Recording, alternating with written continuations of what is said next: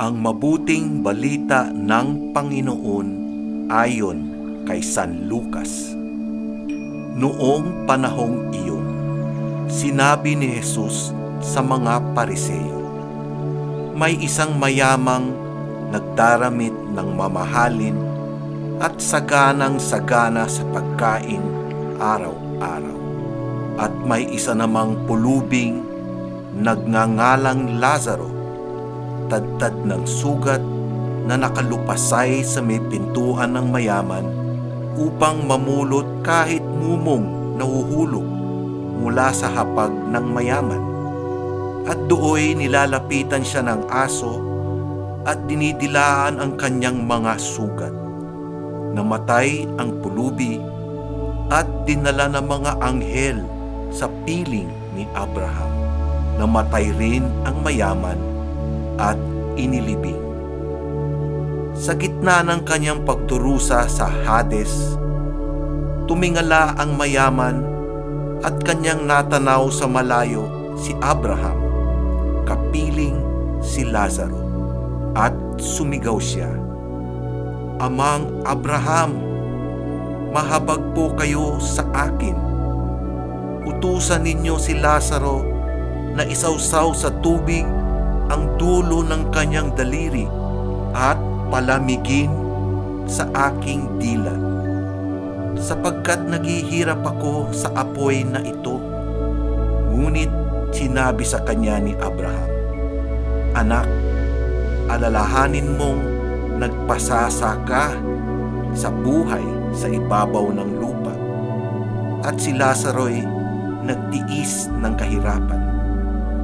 Ngunit ngayon inaaliw siya rito, samantalang ikaw na may nagdurusa.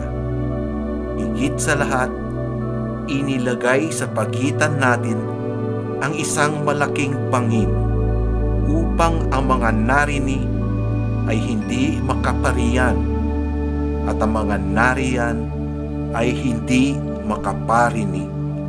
Ang mabuting balita ng Panginoon. Pinupuri ka namin, Panginoong Hesukristo. Gantimpala ng langit.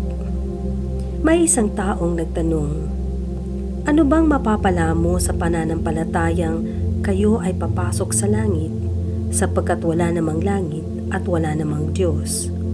Dinagdagan pa niya, "Kapag mamatay tayo, iyan na ang katapusan ng buhay, at ito ay hanggang sa libingan lamang." Sinagot ko siya na ako ay naniwala na mayroong langit, at kung sakaling wala, wala namang mawawala sa akin. At kung sakaling mayroon, malaking mawawala sa iyo, at baka higit na magdurusa ka pa sa impyerno dala ng maling paniniwala.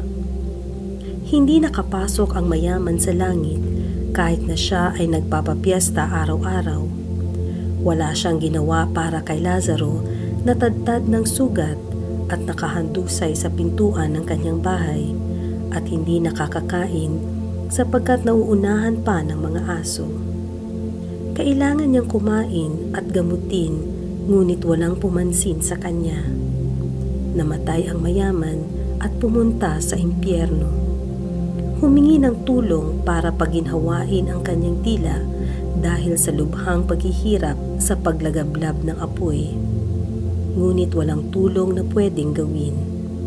Ipinakikiusap niya na papuntahin si Lazaro sa bahay ng kanyang ama at balaan ang 5 niyang kapatid. Ngunit sinabi ni Abraham na binigyan na sila ng lahat upang maligtas. Nariyan si Moises at turo ng mga propeta. Mga kapatid, panatag tayo sapagkat wala naman tayong ginawang masama sa ating kapwa-tao.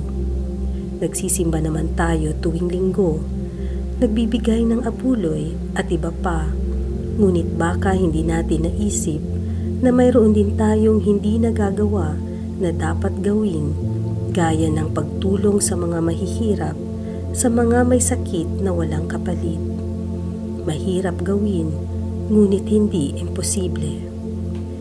Sana sa sandali ng ating paglisan sa daigdig, marinig natin ang paanyaya ng Diyos habang nililisan natin ang mundong ito. Pumasok kayo sa kahariang inihanda ko para sa inyo.